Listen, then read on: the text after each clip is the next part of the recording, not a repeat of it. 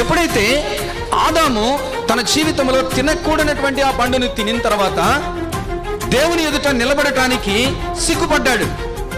ఎందుకంటే తన జీవితంలో పాపము ప్రవేశించింది.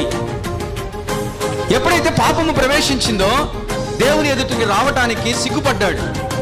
ఆదామా ఎక్కడున్నావు అని అంటే కనబడకుండా మాట్లాడుతూ ఉన్నాడు. ఆయనలో పాపం ప్రవేశించింది.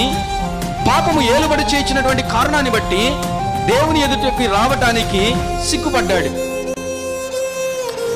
నీతిమంతుడు కలవరపడడు, నీతిమంతుడు సిగ్గుపడడు.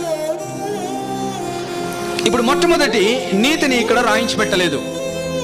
అంటే దేవుడు మనలందరినీ నీతిమంతులుగా చూడాలని ఇష్టపడతా ఉన్నారు.